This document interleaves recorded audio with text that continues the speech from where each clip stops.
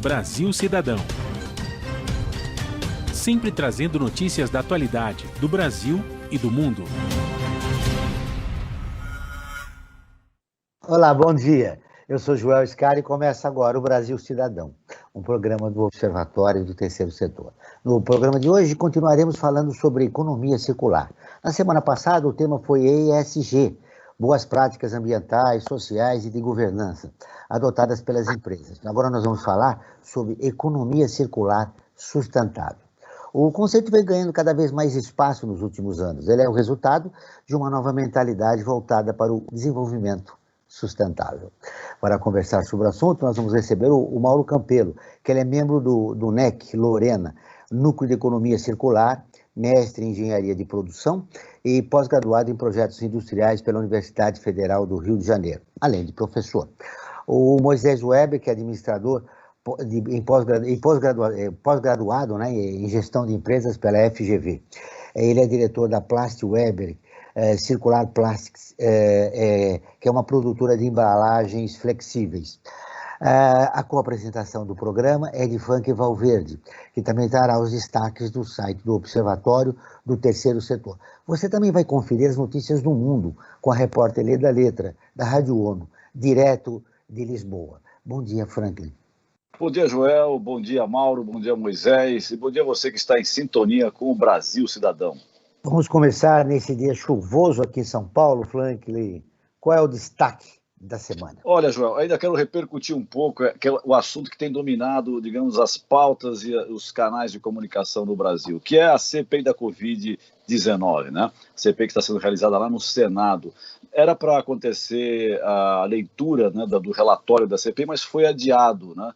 Segundo o vice-presidente dessa comissão, dessa CPI, o senador Randolfo Rodrigues, é para fazer alguns ajustes e ter o cuidado para que o trabalho que foi desenvolvido até agora não seja invalidado judicialmente, né? Eles estão fechando, principalmente, segundo as informações que eu obtive, tentar o que vai colocar efetivamente na conta do presidente Bolsonaro e que não poderá ser, digamos, derrubado isso, dessa imputação de uma série de responsabilidades na má condução da política de combate à Covid-19 no Brasil. Na verdade, foi a pressão da base do governo, né? Já que o presidente da República deverá ser responsabilizado por vários crimes, né, durante a pandemia. É verdade, Joel. E com esse cuidado que eles estão tendo, dificilmente vai ser descaracterizada ou, digamos, anulada as atitudes que a CPI vai tomar de indicar, né, que seja aberto processos contra a figura do presidente da República. Bom dia, Mauro. Seja muito bem-vindo ao nosso programa. É um prazer. Muito obrigado pelo convite. Bom dia, Moisés. Seja muito bem-vindo. Bom dia, Joel. Bom dia, Franklin. Muito grato pelo convite. De acordo com o relatório do Banco Mundial, só os países da Organização para a Cooperação e Desenvolvimento Econômico, onde a sociedade de consumo desempenha um papel fundamental, geram 572 milhões de toneladas de lixo por ano. 44% da geração global. No mundo são contabilizados mais de 3, milhões de toneladas de resíduos por ano e por dia. E por ano ela se eleva a 1,3 bilhões de toneladas, um dos maiores problemas do planeta. Bom, Mauro, como mudar a mentalidade de uma sociedade voltada para o consumo? Bom, é um processo muito difícil. Eu vi, quando a Beatriz esteve aqui, o primeiro item que ela falou é educação, né? Isso é um fato, né? Lá no NEC Lorena nós temos o projeto do Brasileirinho, né, que começa a trabalhar com as crianças do ensino. No meu tempo era do primário, eu não sei essa confusão, ensino médio, fundamental. Para que elas tenham uma percepção diferente do que é o mundo que elas vão usar mais do que nós já estamos usando. Nosso horizonte de usar o mundo é bem menor do que as crianças que estão entrando no ensino hoje. Então, e essa educação vai ter um comprometimento com a atitude, né? Não só de pessoas para um consumo consciente, né? Bem como dos empresários, das empresas, como uma forma de produção mais consciente. E aí que entra a transição da economia linear para a economia circular, né? Então, é questão de educação com atitude, para mudar esse processo que a gente vê hoje em dia, né? Efeito estufa, os gases do efeito estufa, aquecimento, o que a gente vê, né? Frio no verão, calor no inverno. Mas parece que essa grave situação do planeta não sensibiliza aquilo que a gente chama da burguesia mundial, né? Parece que ela não se sensibiliza com essa situação do planeta. Não só a burguesia, mas, vamos supor, se for separar em classes. As pessoas que têm acesso ao consumo, né? Sim, mas as pessoas que não têm, não sabem o que fazer com o lixo. Então você vê, nas favelas ou nas regiões mais pobres, ela joga o lixo na porta dela, né? Aí você vê uma condição, primeiro, de saúde e, segundo, do impacto que isso vai gerar numa chuva, numa enxurrada e tudo mais. Então, eles não têm a informação, né? Se tivessem, aí entra a educação, né? Que não dá para voltar, tem que começar, tem que dar um play again, né? Porque é a hora de um play again. E para poder o Mauro, deixa eu ver agora o Moisés. Moisés, como é que ter um consumo consciente? Fala em consumo consciente numa realidade como essa, que não é só brasileira, né? Como eu citei, pelo relatório do Banco Mundial. Pois é, Joel. A nossa sociedade, a economia, né, baseada em consumo, né, e esse superestímulo ao consumo, né, essa ideologia, né, de que a gente vai se realizar através do... Então, isso foi, ao longo de muitos anos, implantado aí na cabeça da sociedade, e eu penso que cada mudança importante, ela realmente vem de uma mudança de mentalidade, e ela é lenta, né, infelizmente demora. E eu penso que a gente está num processo de mudança gradual. Infelizmente, não é como a contra-propaganda, né, que a gente vem sofrendo há anos, né? E infelizmente ninguém estaria disposto a financiar comerciais falando sobre busque sua felicidade nas coisas pequenas, né? Você não vai se realizar consumindo. Mesmo que fizéssemos, também demoraria. Mas não existe ninguém disposto a financiar isso. E o movimento realmente começa pela consciência individual de cada um, e o Estado tem que participar. As empresas começam a ser cobradas por isso, né? Eu vejo que a democratização da informação, as redes sociais, por mais que sejam aí um câncer em alguns aspectos, por outro lado, tem trazido aí algumas verdades da forma, e as pessoas realmente estão cobrando as marcas. Nós temos sentido isso aqui no dia a dia. Grandes empresas de bens de consumo, de bebidas, de higiene, elas estão realmente se movimentando. Por quê? Porque o consumidor está crítico. Ele não aceita mais fazer parte de um processo de agressão ao meio ambiente. E no nosso caso, o plástico, não, ele se tornou um grande vilão ambiental. Então, o plástico hoje se transformou no segundo maior problema ambiental da humanidade. E por isso o consumidor diz, poxa, não vou mais comprar teu produto. E aí vem o outro lado do capitalismo, né? O capitalismo, ele funciona também para o bem e para o mal. O consumidor tem na mão dele uma arma, e a arma dele é: não vou mais comprar de ti, não vou mais te escolher. E as empresas estão se movimentando. Então, esses fatores, né, desde uma escolha mais consciente, desde as pessoas perceberem que elas precisam mudar os seus hábitos, né, procurar em outros lugares a sua realização, estão começando a ter resultados. Mas é um processo lento. A gente levou 200 anos para chegar aqui após a Revolução Industrial, né? Que veio para resolver e criar outros problemas, não? Então, não sei, Mauro, se você concorda, mas vai levar tempo, mas estamos andando, né? Perfeito isso. É um processo, como diz você, é um processo longo, né? Mas eu estava lendo, antes de começar o programa, o seu currículo, Moisés. Você é psicoterapeuta também, e você sabe da dificuldade da criatura humana mudar seus paradigmas, né? Sobretudo, no caso da sociedade, que é voltada para o consumo, ela ter um consumo sustentável, né? E essa é a grande dificuldade da economia circular, né? Há uma resistência até do grande capital, né? Os empresários, que também não estão sensibilizados ainda. Agora, você uniu assim, você pegou o psicoterapeuta e acabou e dirigiu uma empresa de plástico, quer dizer, essa sinergia que você fez entre duas profissões, aparentemente que não tem nada a ver, como é que você reuniu isso? Pois é, Joel, bem pelo contrário. A gente praticamente nasceu empresário. Nossa família, né, há 44 anos no ramo, começamos com uma empresa de um comércio de agricultura. Posteriormente, agregamos uma indústria de plásticos virgens.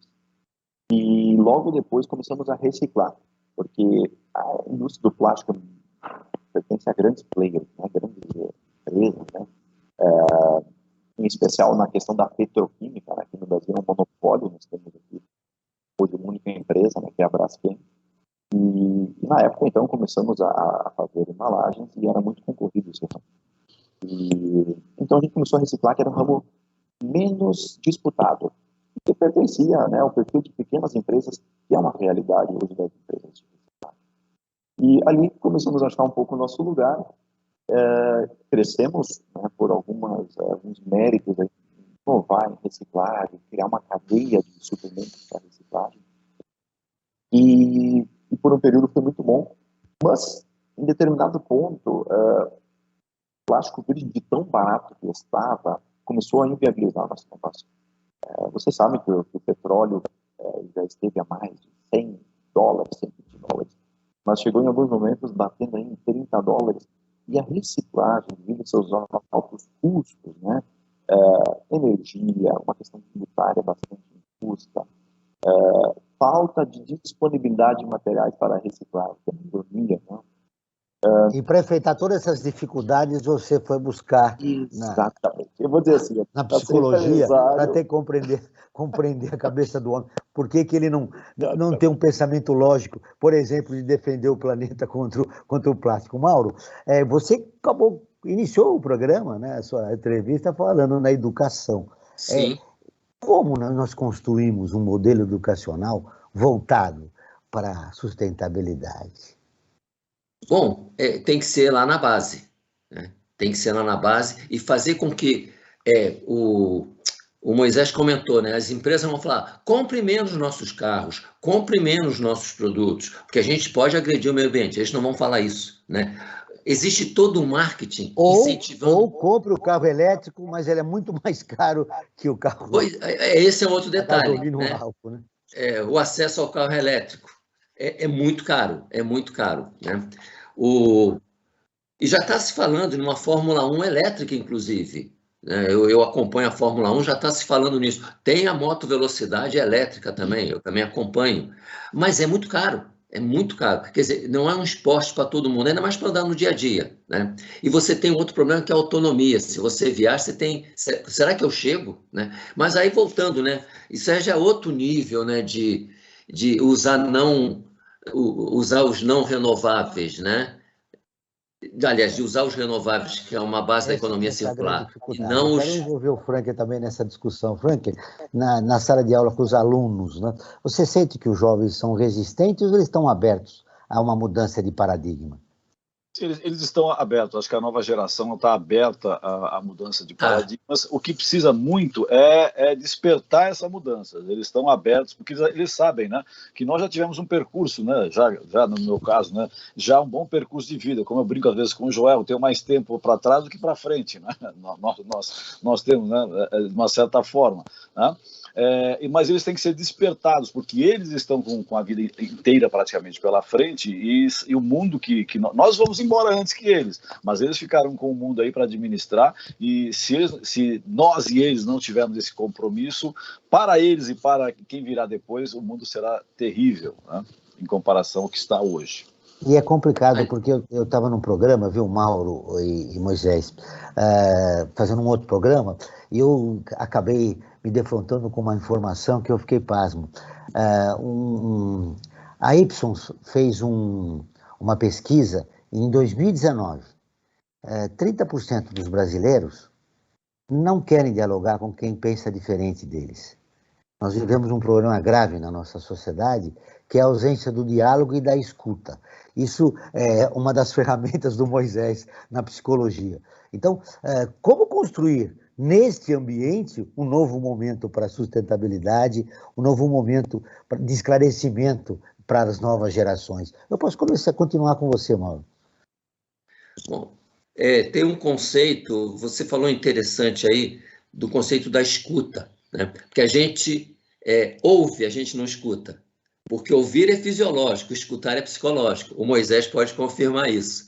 Você ouve, processa, né, para poder responder. E a gente já quer responder direto, né? E aí tem o conceito de empatia, né? Mas a empatia real, né? De entender o outro, entender a situação do outro e se posicionar no lugar dele. Isso seria uma forma de começar a ter um diálogo, como você comentou, né? E para tentar buscar soluções, que não vai ajudar só a mim, vai ajudar a todos. E esse é o que a gente precisa hoje em dia. Esse é um conceito da economia circular. Pensar num ambiente melhor para todo mundo, né? Desde da pessoa que está lá na favela, usando a expressão que algumas pessoas não gostam de usar, mas, né? E tanto que a gente tem a Central Única das Favelas, não é a Central Única das Comunidades, que atua muito forte nesse conceito de melhorar a vida das pessoas que estão numa situação de risco muito maior. Conceitualmente, na situação ambiental agora, todos nós estamos numa situação de risco. Todos, independentemente de, eu sou classe A, sou classe B, sou classe Z, não importa, né? Então, empatia é escutar e entender melhor a situação, porque só o diálogo vai contribuir para essa melhoria que a gente tem aí. E o Moisés deve sentir isso porque o plástico acaba sendo o vilão da história, né? De certa forma, é o vilão da história. Mas não é, é questão de usar um momento. Isso aqui eu achei interessante, né? Não sei se vocês conseguem ver. A embalagem de um açúcar, que quando comemorou 110 anos, eles voltaram à embalagem de papel antiga deles. Não sei se dá para ver aí. Né? Estamos percebendo, sim. E eles fizeram isso em homenagem aos 110 anos do açúcar. Tá? Eu não vou dizer a marca, mas está aparecendo aí. E antigamente eu comprava açúcar assim, hoje você não encontra mais. Não é, você tem plástico que é o plástico que ele é autorreciclável, você tem algumas, é o biodegradável. É questão de buscar alternativas, né? E pensar você fez uma lembrança maior. Talvez olhar para as experiências do passado e para construir um novo futuro. Nós vamos continuar nessa conversa, mas agora nós vamos ouvir a Rádio ONU, parceira de conteúdo do Observatório do Terceiro Setor, com a matéria: a crise climática pode empurrar mais de 189 milhões de pessoas para a fome. A Lê da Letra, de Lisboa, tem as informações. Uma análise do Programa Mundial de Alimentos, PMA, mostra que se a temperatura global aumentar 2 graus Celsius, 189 milhões de pessoas a mais vão enfrentar fome. O alerta marca o Dia Mundial da Alimentação este sábado, 16 de outubro. Segundo o PMA, a maioria das comunidades vulneráveis depende da agricultura, da pesca ou da criação de gado para sobreviver. O diretor executivo da agência, David Beasley, explicou que a crise climática está abastecendo uma crise alimentar. No Madagascar, por exemplo, secas severas já empurraram mais de 1 milhão de pessoas para a fome.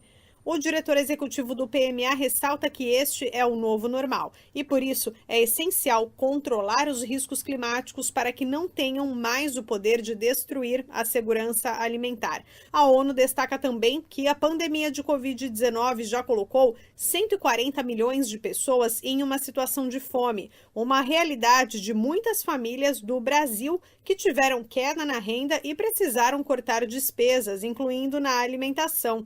De São Paulo, a nutricionista e líder da área de saúde da ONG Fundação Abrinq, Cíntia da Cunha Ottoni, explicou ao ONU News que é preciso muita criatividade para economizar e, ao mesmo tempo, fazer refeições saudáveis. Famílias que têm renda que está bem apertada, né, nesse momento aí de pandemia, elas têm que procurar alimentos de época que normalmente estão mais abaixo do custo. Falando um pouquinho da questão do reaproveitamento dos alimentos. Se a gente compra uma beterraba com talos, a gente consegue utilizar esses talos num cozido, né, com legumes. Utilizar, por exemplo, essas carnes que estão mais em conta, por exemplo, músculo cozido com talos desses alimentos, como, por exemplo, beterraba, cenoura, são algumas alternativas. A especialista da Fundação Abrinq, Cíntia da Cunha Ottoni, destaca ainda que o encerramento das escolas prejudicou milhões de crianças que dependem da merenda escolar para fazer pelo menos uma refeição por dia.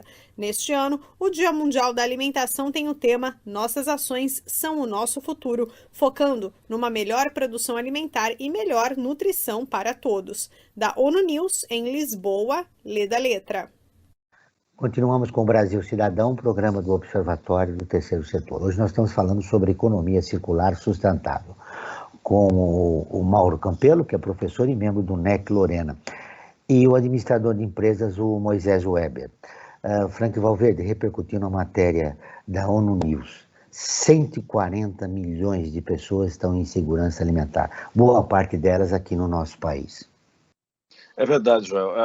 Eu acho que na matéria da Lei da Letra dá para perceber que nós precisamos mudar um pouco a nossa cultura, né? Há muito desperdício. Muitos desses alimentos, se fossem utilizados os talos da beterraba ou, por exemplo, da couve-flor e também do brócolis, por exemplo, aquilo que você pode refogar, é um prato delicioso também, né? Aqui em casa a gente começou a introduzir essa prática. Isso, o que iria para o lixo, né, é um alimento que vai para a sua mesa. Então a gente precisa começar também a mudar os nossos paradigmas, mudar a nossa cultura.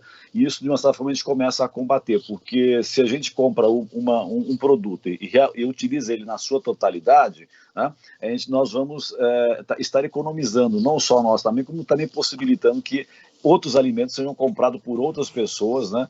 Ou se tem um excesso no mercado, o preço caia para aqueles que não têm condições de comprar e pagar o preço cheio que quem tem condição paga, né? Tudo isso contribui para quê? Para uma mudança geral do planeta e da sociedade como um todo, né, Joel? Acho que esse é um aspecto bastante importante. É verdade, mas agora você pode começar falando do nosso momento ODS do programa de hoje. Exatamente, aproveitando o embalo, vamos falar sobre o Momento ODS, que nós temos em todos os nossos programas do Brasil Cidadão.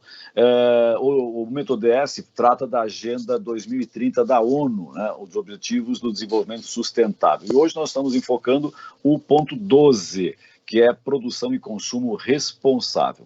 A ONU, através dos seus Objetivos do Desenvolvimento Sustentável, luta por uma produção e por consumos responsáveis, né? Esses objetivos, que é um total de 17, são ambiciosos e universais. Eles representam uma chamada para a ação a fim de abordar os principais desafios ambientais, sociais e econômicos que o planeta enfrenta. A colocação em prática da expressão nada se perde, tudo se transforma, baseada nos princípios do Lavoisier, diga-se de passagem, é uma boa forma de você contribuir com um pequeno grãozinho de areia nesse universo todo aí do consumo sustentável. E por falar em consumo sustentável e também em economia circular, Joel, a cada programa que nós fazemos aqui na Rádio Brasil Atual, nós realizamos uma enquete, que é uma forma de a gente aferir a temperatura daquelas pessoas que nos acompanham nas nossas redes sociais. E para o programa de hoje, nós fizemos a seguinte enquete: você acha que a prática da economia circular pode tornar a sociedade mais sustentável? E o resultado foi bastante animador, Joel. 93% das pessoas disseram que sim, né, que a economia circular pode tornar uma sociedade mais sustentável. E aí, Joel, me deu uma questão, veio uma questão que eu gostaria de repercutir com o Mauro e com o Moisés. A legislação brasileira, ela incentiva a prática da economia circular? A gente pode começar com o Moisés. Bom, Franklin, nós temos aí a Política Nacional de Resíduos Sólidos, que já desde 2010 vem com essa premissa, né, de criarmos uma logística reversa para os produtos, né? Mas, como no Brasil, somos muito bons em criar leis, mas não em botar na prática, né? Nós não temos hoje uma efetiva volta dos resíduos para a cadeia de reciclagem. Então, existe legislação. Existem já agora, inclusive, legislações mais, vamos dizer assim, punitivas, né? Algumas proibindo alguns tipos de materiais que também não vemos como uma solução. Então, se sobrepõem legislações e não estamos resolvendo nada, no fim das contas, né? Então, a gente sabe que não é fácil, mas uma boa legislação, uma boa política nacional de resíduos sólidos existe no Brasil, ela é exemplar, ela é referência mundial. O que a gente efetivamente precisa é começar a dar cumprimento àquilo que foi estabelecido, né? E em termos de política tributária, vejo que temos aí uma grande oportunidade. Inclusive, agora, nos próximos dias, teremos uma votação aí no Senado para mudar nossa legislação para a reciclagem, que é extremamente onerosa no Brasil. Então, o cidadão, ele pode participar, né, acompanhando esses projetos aí e votando. Então, eu penso que sim, a nossa legislação pode fazer a diferença e basta a gente estar atento aí e botar na prática aquilo que já existe. Mauro. Eu queria fazer um comentário antes sobre o que o Franklin falou, né? Por exemplo, normalmente você costuma comprar algumas coisas congeladas, tipo brócolis e couve-flor. Aqui é comum você ter a couve à mineira. Eu faço brócolis à mineira, né? Pega as folhas do brócolis e corta que nem fosse a couve e fica delicioso, né? É verdade. Ou seja, tem pessoas que jogam aquilo fora, né? Você vai no CEAGEST, você vê um desperdício de alimento incrível. Quantos podiam estar se alimentando? Agora, quanto à legislação, o Brasil tem um aspecto muito interessante. Ele tem leis que são ditas como as melhores do mundo. Quando saiu o Código de Defesa do Consumidor, era o melhor código do mundo. O problema é a aplicação. A Política Nacional de Resíduos Sólidos, que o Moisés falou, levou 10 anos, empurra para ali, puxa daqui, volta, e efetivamente, 10 anos depois ela começou, né? A gente teve um exemplo até, por exemplo, a Kombi deixou de ser produzida porque o airbag ia ser obrigado, inviabilizava a produção da Kombi, postergaram, né? Então a senhora de quase 50 anos de uso, que tinha uma aplicação muito legal, saiu de linha por uma questão de indefinições, né? A Política Nacional de Resíduos Sólidos é muito importante para diminuir o volume nos aterros, principalmente, porque você tem a economia linear: extrai, produz, usa e descarta. Esse descarte envolve o pós-consumo e o pós-produção. E ainda tem um percentual grande que vai para os aterros, né? De uma forma absurda, né? Existe um filme que está disponível no YouTube, que é O Lixo Extraordinário, do Vic Muniz, que conta a história do maior aterro sanitário do mundo. Fica em Duque de Caxias, no Rio de Janeiro. E lá você vê coisas como as pessoas vivem daquilo. Tem muito, o lixo é dito como algo ruim que não tem valor, pelo contrário. E a reciclagem vai lá buscar muita coisa, né? Só que por que tem que ir para o lixo primeiro? Por que tem que ir para o aterro primeiro? Consciência, né?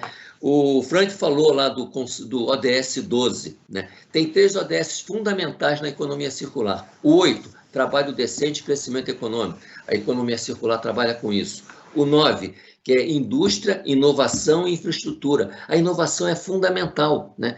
Como é que você vai produzir um plástico, no caso do Moisés, que tem um efeito positivo no final de tudo, né? Por exemplo, o princípio 12, o ODS 12, que foi comentado, produção consciente e responsável, né? Como é que eu vou produzir de uma forma responsável? Extraindo menos, né? E jogando menos fora. Se eu extraio menos, já vou descartar menos. E a política agora está começando a ser implementada. A gente tem alguns exemplos, não sei se eu posso citar nomes aqui, de algumas... Fique à vontade. Né? Por exemplo, a Natura, né? A Natura tem uma política de logística reversa forte. As consultoras trabalham com os consumidores. E quando vai ter a entrega do produto, ele recolhe as embalagens antigas, de vidro e papel. Não só da Natura, porque isso diminui a extração de material novo, vamos dizer, de matéria-prima virgem, né? E a Natura é um exemplo sobre isso. Eu até orientei um trabalho que foi aprovado em congresso no Brasil. Era um TCC que virou um artigo. Algumas construtoras estão trabalhando nessa linha, né? Temos a Ninwick, a Precon e a MRV, que trabalham o conceito, por exemplo, parceria com cooperativas de reciclagem, onde toda a parte que pode ser reciclada, em vez de ir para o lixo, essas cooperativas vão lá nos canteiros e retiram. O próprio material de demolição que sobra de uma obra, quem já fez obra sabe disso, ele usa para aspectos não estruturais, tipo calçadas, muros, que não são muros de arrimo. É menos material descartado. Isso tem a ver com a política de São resíduos iniciativas sólidos. interessantes, Mauro. Sim, agora, com certeza. Eu vou falar de uma pesquisa feita pela CNI, Confederação Nacional da Indústria, em 2019. Revelou que 76% das indústrias desenvolvem alguma iniciativa de economia circular, embora a maior parte não saiba que as ações se enquadram nesse conceito. A pesquisa também mostra que 88% dos entrevistados avaliaram a economia circular como muito importante para a indústria. Ou seja, não há uma consciência generalizada dos empresários no país a respeito da economia circular. Bom, como vencer esse desafio? E eu tenho um medo incrível com isso, desculpa aí, né? É usar a economia circular como marketing. Esse é um grande risco, né? Eu vou dar um exemplo negativo. Vale do Rio Doce, Mariana e Brumadinho, elas têm ISO 9000, que fala em processos, 9001, e tem ISO 13000 sobre proteção ambiental. Deu no que deu. Ou seja, no papel tá direitinho. Mas na parede prática do presidente está lá os certificados. Na prática não tem. Né? E tem gente pensando em economia circular como marketing. Agora, quero te ouvir, Moisés. Pegue, faça, desperdice. É o conceito da economia linear. Diante dessa realidade, a sustentabilidade se tornou fundamental para combater o desequilíbrio do planeta. Eu já falei isso no início do programa. Volto a insistir nesse argumento. Depois dessa pesquisa que eu contei para você da CNI, que feita em 2019, como a gente suplanta esse desafio e cria uma nova narrativa para a sustentabilidade no país? Joel, a economia circular não é só pequenas ações isoladas, né? Por isso que eu acho que essas empresas, 76%, acabaram tendo alguma ação pontual na economia circular.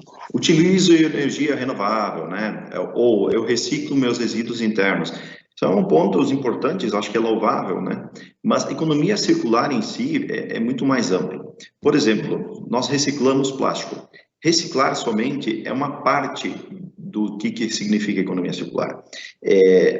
Para ser efetivamente um agente da economia circular, tu tens que criar, por exemplo, uma cadeia, estimular a tua cadeia de materiais recicláveis. Então, por exemplo, hoje nós precisamos fazer um trabalho junto a cooperativas, por exemplo. Nós precisamos desenvolver projetos socioambientais que estimulem a educação. Nós precisamos, junto ao consumidor de embalagens, trabalhar um design para a reciclabilidade. Nós precisamos criar o conhecimento da população em geral que aquele material tem conceitos circulares para que ele possa optar pela melhor solução. Então, existe aí uma complexidade. E, infelizmente, sim, como o Mauro disse, algumas empresas tomam algumas pequenas ações e divulgam muito mais. A gente sempre brinca, né?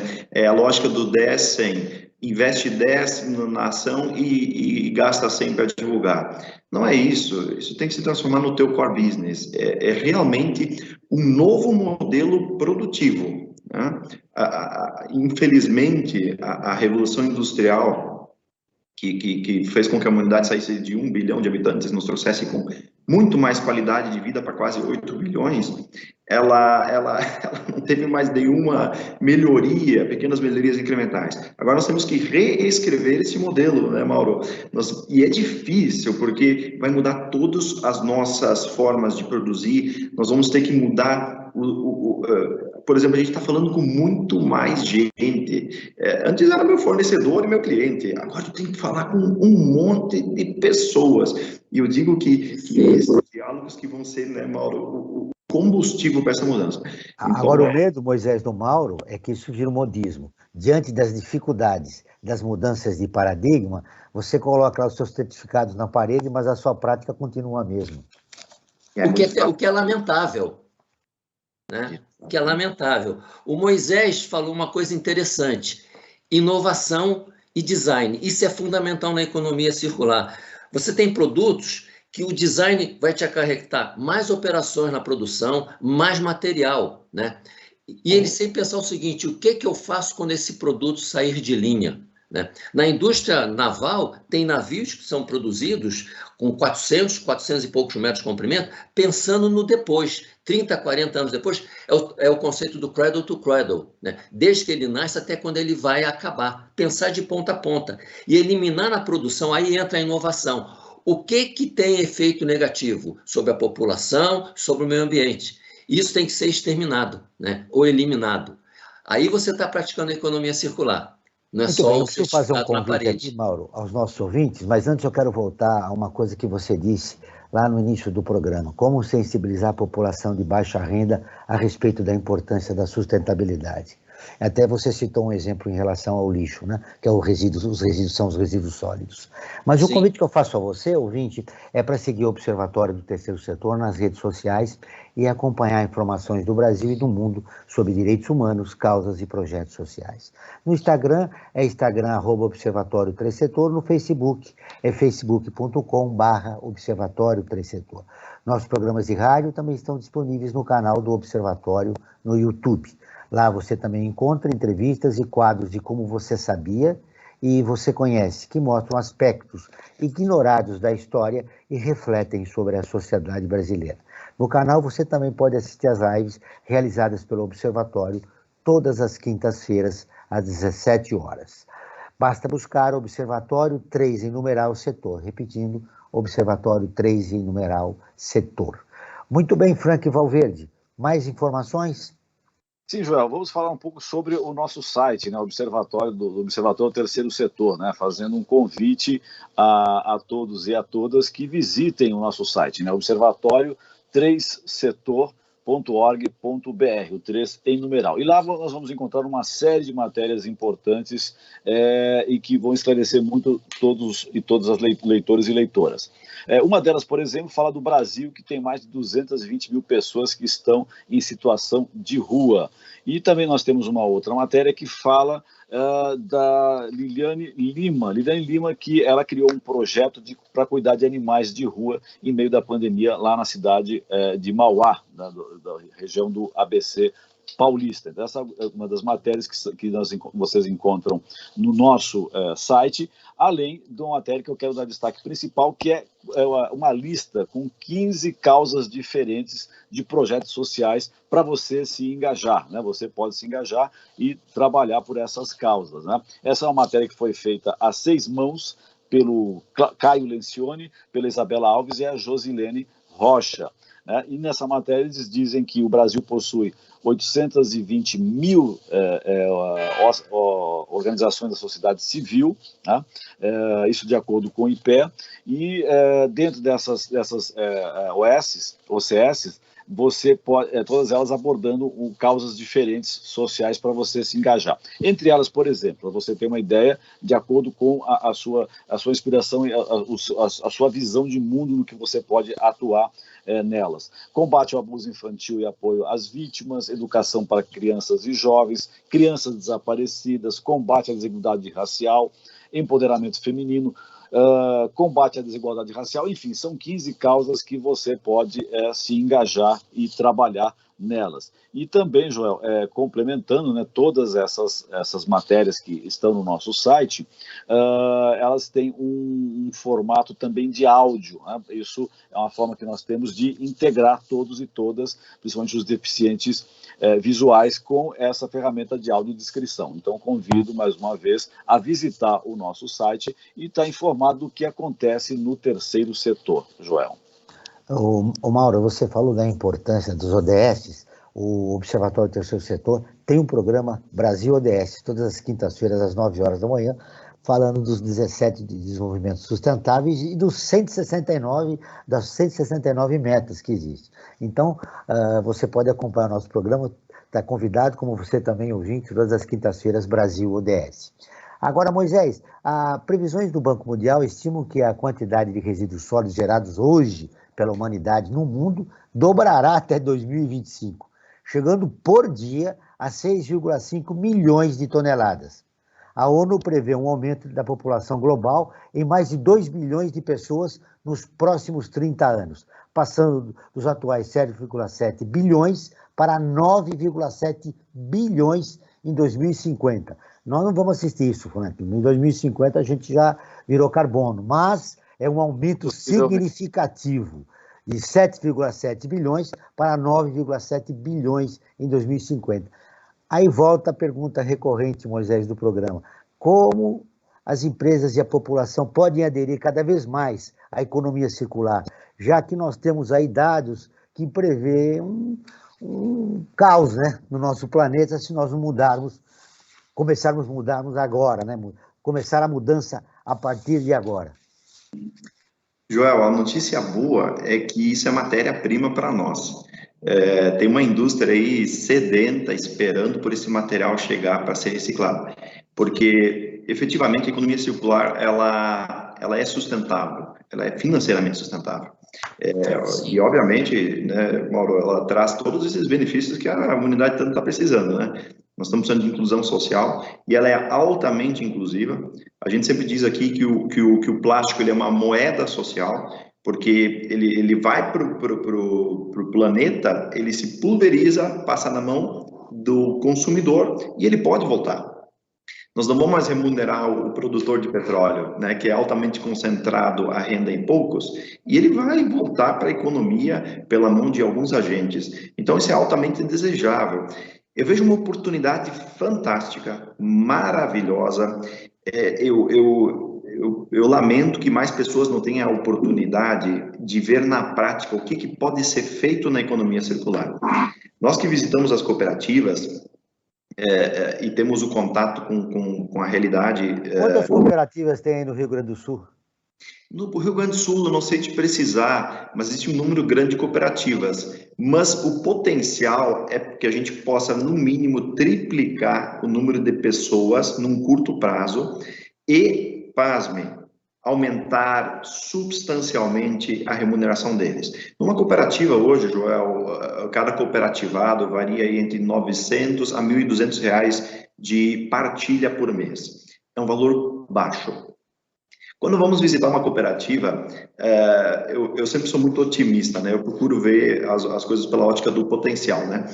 Eu poderia chorar porque eu vejo pessoas mal remuneradas e muitos materiais indo para o aterro, porque eles não conseguem triar. No momento, e aí você fez a pergunta, né? Como é que as pessoas podem ajudar nessa transformação?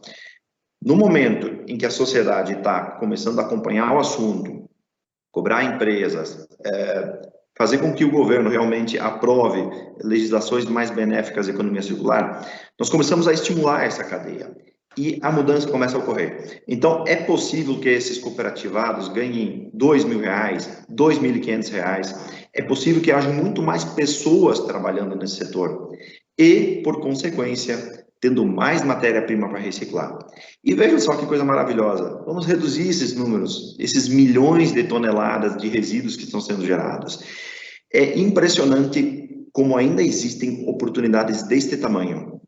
A possibilidade de pegar um problema, que é todo esse resíduo, transformar ele em renda para os mais pobres, transformar em uma matéria-prima.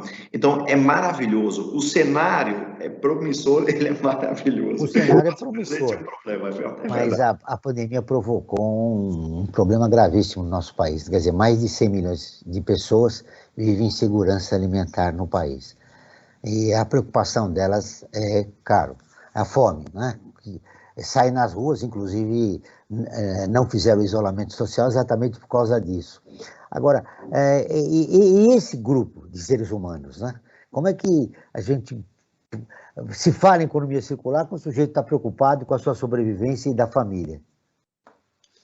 Aí que eu vejo justamente a oportunidade, não sei se o Mauro concorda, mas as pessoas mais vulneráveis, as pessoas com mais problema de renda, o desemprego, eu vejo uma grande migração de capital, Joel. O modelo circular, ele é pulverizado, ele é descentralizado. Grandes petroquímicas estão procurando entrar no ramo da reciclagem.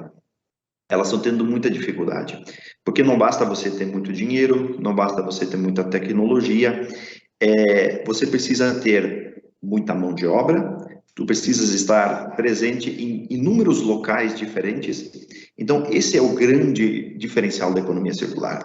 Eu diria que está muito ligado a um princípio daquilo que é artesanal, daquilo que é orgânico, né? Você sabe que uma alimentação orgânica é diferente de uma plantação de soja, de trigo, né? Que você faça automatizado, com tecnologia. Entra muito a questão humana. E quando entra essa questão humana, entra a remuneração desse trabalho, e isso sim promove uma inclusão social. Eu acho isso que é o grande diferencial da economia circular. Não sei se você concorda. Você concorda, Mauro? Eu acho legal ver um empresário do setor do plástico pensar como você, Moisés, está pensando. Muito legal. Realmente, tem gente que só vê o copo meio vazio, né? Você tem que ver o seguinte, o que as pessoas podem ganhar com isso? E um outro fator que vai ajudar muito é o cooperativismo, né? O cooperativismo é uma forma de você entender a distribuição das situações e dos resultados. Se hoje eles não ganham nem R$1.000, 1.100, que é o salário mínimo, ele pode chegar a 2.500, ótimo. E essas pessoas vão começar a ter condições de se alimentar melhor, né? De ver que ela que tem luz no fim do túnel, e não é um trem vindo. O que é mais interessante, né? É luz mesmo, é oportunidade. E a economia circular transforma problema em oportunidade, né? Com a circularidade, com toda essa condição. Tem um estudo, os 17 ODS, a meta é que eles estariam implantados em 2030, ou seja, daqui a 9 anos, né? Mas o relatório Luz aí jogou um balde de água fria, né? Não, com certeza, eu concordo. Muito longe de cumprir essas nossas metas. Eu concordo, ainda mais no Brasil, né? E ele foi lançado no Brasil em 2012, né? Numa reunião no Rio de Janeiro, né? Então, a transição da economia linear para circular gera um aumento do PIB global, aumento do PIB, né? De 4,5 trilhões de dólares, né? Gente, isso é oportunidade para todo mundo, né? Não importa. Agora, o empresário tem que olhar diferente isso, a sociedade tem que olhar diferente isso, e a atitude. Além da educação, a atitude, né? Por que eu compro coisas que eu vou jogar muita coisa fora, né? Mas o pobre, ele talvez tenha essa dificuldade de entender isso. Mas, gente, trabalho nas comunidades, trabalho com as cooperativas. Na cidade que eu moro, não tem uma cooperativa de reciclagem, nenhuma. Tem uma amiga minha que tem os contatos na prefeitura, eu estou tentando com ela uma reunião com o prefeito para mostrar o que é economia circular. Aqui no condomínio que eu moro, a gente poda e coleta o material reciclável. Uma cooperativa de uma cidade vizinha vem aqui retirar às terças-feiras, né? Então, você vê, não tem, né? Quando eu conheci minha ex-esposa, primeira vez que fui na casa dela, eu vi 5 cestas de lixo. Falei, gente, essa mulher é uma lixeira ambulante. Depois é que ela me entendeu. Não, isso aqui é o lixo orgânico. Isso ali é reciclável. Aí a gente ia no Ibirapuera levar no sábado, aí a prefeitura pegava e juntava tudo no lixo. Isso tem 30 anos. O conceito mudou. Mudou, né? Muito, né? Ainda bem. Já tem 2 usinas funcionando, né? Sim, exatamente. E aí você tem condições de minimizar a fome, né? Gerar emprego. E a economia circular foca os 3 P's da sustentabilidade, o People, o Profit e o Planet. Olha que legal. Ela é baseada nisso. Não é só isso, mas ela incorpora isso nos princípios dela e faz com que isso seja efetivamente feito, né? Franklin, nós estamos caminhando já para a última parte do nosso programa. A conversa foi muito boa, o tempo passou muito rápido. Eu quero mais informações de você. Verdade, João. Eu quero falar sobre 2 campanhas do Observatório do Terceiro Setor que são bastante importantes. A primeira dela é o Observatório em Movimento, uma campanha que nós iniciamos logo depois que começou a pandemia e começamos a ouvir uma série de especialistas das mais variadas áreas do conhecimento, tentando ter deles algumas dicas, algumas sugestões, algumas maneiras e formas de você viver melhor essa pandemia que assola todo mundo e também como que nós vamos fazer para viver o pós-pandemia, né? Eu acho que nós estamos próximos, né, ou caminhando para esse pós-pandemia. Já boa parte da população sendo vacinada e muitas pessoas já indo para a terceira dose, então acho que isso é fundamental a gente começar a pensar como que será o mundo depois, porque o mundo tem que ser diferente, não dá para ser da mesma forma como era antes. E o Observatório em Movimento, você pode acessá-lo através do nosso site, observatório3setor.org.br, ou 3 em numeral. E a outra nossa campanha que também é muito importante, dentro desse momento que a gente está vivendo de pandemia, é Apoie o Terceiro Setor. É uma plataforma online de financiamento coletivo para organizações da sociedade civil com projetos em diversas áreas. Para saber mais sobre essa ferramenta, convido a todos e a todas que acessem apoie3setor.com.br, ou 3 em numeral. Essas são algumas das dicas importantes para as pessoas estarem sintonizadas nas nossas redes sociais também e na nossa plataforma do Observatório do Terceiro Setor, Joel. Legal, Franklin. O Moisés, de acordo com o relatório sobre a lacunas de emissões do Programa das Nações Unidas para o Meio Ambiente, nós estamos próximos do ponto de não retorno para catástrofes climáticas. Entre os vários responsáveis aparecem a destruição ambiental e o descarte indevido de materiais, como, por exemplo, o plástico que você trabalha. Como sensibilizar a população a respeito desta situação que vai nos levar, né, a um muito difícil para o planeta? Exatamente. Pois é, Joel. Infelizmente, problemas grandes não têm soluções simples, né? E nós temos essa preguiça mental, muitas vezes, de tentar achar um culpado e vamos dizer assim, depois relaxar e achar que as coisas vão se resolver ao natural. O plástico hoje é uma das embalagens com maior eficiência, com uma das menores pegadas de carbono, tá? Devido à sua leveza, sua capacidade de maleabilidade e flexibilidade. Um dos pontos extremamente negativos é que ele é um material resiliente, né? Ele não dilui, então por isso quando ele vai para o meio ambiente ele acaba não sumindo. Então veja só que dilema, um material que contribui para a redução de emissões de gases de efeito estufa, tá? Ele é um grande conservador de alimentos, ele é excelente no processo logístico por exigir menos volume e peso no transporte, mas causa esse reflexo ambiental. Então, é um problema, mas com uma solução implícita. E aí, novamente, a gente fala da questão da economia circular dos plásticos. Antigamente, vocês com certeza viveram isso, porque eu também vivi, nós íamos para o mercado comprar nossa cerveja, né, levando uma grande e pesada caixa, né, com pesadas garrafas, né, íamos lá, fazíamos a troca, todo aquele modelo oneroso, né, voltávamos com aquilo para casa. Hoje fomos de um sistema bastante desconfortável para o extremo conforto. Vamos para o mercado de mãos abanando, né? Como se estivéssemos indo para a praia. Voltamos com uma embalagem leve, prática, pronta para o consumo, não preciso nem usar o copo. E depois me dou o luxo de, inclusive, jogar no lixo sem me dar o serviço de separar. Então, eu penso que não precisa ser tão oneroso como era antigamente, mas também não podemos ser tão comodistas a ponto de não fazermos a nossa parte. Então as pessoas sim precisam se conscientizar, elas precisam se sensibilizar, separar seu resíduo, cobrar para que nossa sociedade, como o Mauro está fazendo, exigir que haja uma coleta seletiva, apoiar as cooperativas, cabe a nós, o ônus é nosso, o bônus também é nosso, mas então vamos ter uma clareza de que não basta banir um tipo de material, ele traz benefícios. Nós somos responsáveis por criar essa economia circular dos plásticos. E eu aproveito para agora, com um pouquinho mais de informação, dizer para vocês, no dia 21 de outubro vai ser votado no Senado a PL em favor da aprovação do Pró-Recicle, que vai beneficiar todos os ramos de reciclagem, e o Funrecicle. Então a PL 6545, que vai possibilitar que haja uma tributação, destinação de recursos para a reciclagem. São essas pequenas ações de acompanhar a nossa política, de apoiar algumas mudanças que vão gerar a possibilidade de aumentar a reciclagem.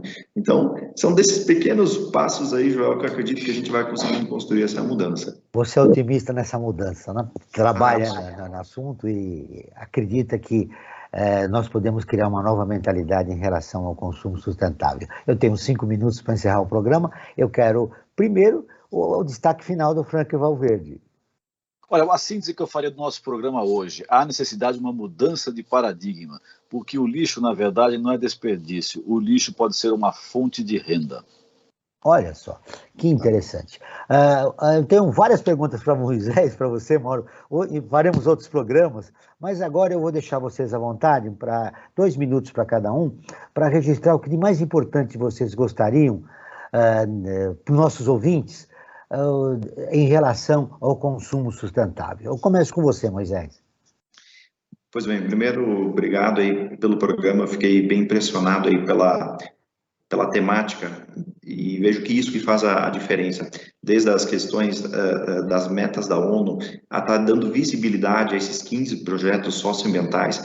Nós precisamos de visibilidade para que a população tome conhecimento de coisas que estão sendo feitas, porque hoje nós temos nas nossas mãos a escolha entre estar em uma rede social consumindo assuntos que não agregam, fazendo parte aí de um sistema que literalmente nos deixa perdidos e sem direção, a poder prestigiar mídias que trazem a informação para a mudança. Então, para o ouvinte eu digo isso: façam escolhas sábias dos conteúdos que vocês estão consumindo, porque a partir destas informações qualificadas, nós vamos tomar decisões corretas e ter ações que vão gerar a mudança. Então, eu agradeço a oportunidade, porque é a partir dessa exposição que a gente consegue realmente trazer um pouquinho do que pode ser feito e gerar uma mudança. Então, parabéns pelo programa, agradeço aí e espero que as pessoas tenham podido entender um pouquinho mais do tamanho da oportunidade que significa a economia circular.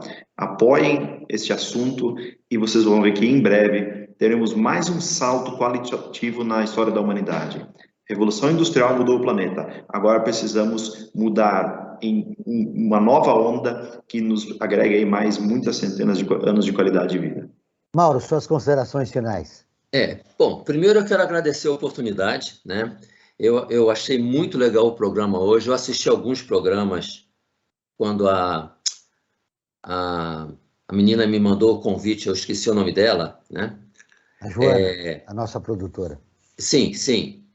E eu achei legal, né? O que um empresário do setor de plástico está trazendo como o lado positivo da economia circular. Não é o famoso mimimi que a gente está acostumado a ver aí, né? Então a gente tem que ter cuidado com a informação que a gente tem, né? Como usar essa informação, né? Aí a gente tem as fake news que estão aí inundando as redes sociais, não importa quais sejam, né? E ter consciência, ter maior consciência pessoal, né? Parafraseando Gandhi, seja você a mudança que você quer ser no mundo. Se você quer ser um mundo melhor, né? Se você melhorar por você, você está contribuindo para que isso vá em ondas, atingindo todo mundo, né? E eu quando conheci a economia circular, eu, me apaixonei, né? Escrevi artigos ano passado, já publiquei numa revista aqui na cidade de Cotia, que é vizinha à cidade que eu moro, sobre economia circular. Escrevi um resumo num artigo numa das faculdades, né? E estou desenvolvendo, numa unidade que eu leciono da FATEC, um conceito de trabalhar a economia circular com eles, né? Porque essa geração que está se formando daqui a 1 ano, ou 1 ano e meio, ou até se formando no final desse ano, que vai estar com esse maior horizonte de mundo. Olha, eu vou encerrar com uma frase sua do Gandhi, que você trouxe aqui. Seja você a mudança que você quer para o mundo. O Brasil Cidadão está terminando. Agradeço a presença do professor Mauro Campelo, membro do NEC Lorena, do empresário administrador de empresas, o Moisés Weber. Esse programa foi produzido pela equipe do Observatório do Terceiro Setor. Na próxima quinta-feira, às 9 horas, acompanhe nosso programa Brasil ODS. Na pauta do programa, Educação e Leitura no Brasil. Não perca. E ficamos por aqui, sempre na luta por uma sociedade mais justa, solidária, sustentável e tolerante. Até e circular. Circular. Ficamos por aqui com Brasil Cidadão, um programa do Observatório do Terceiro Setor, sempre trazendo notícias da atualidade do Brasil e do mundo.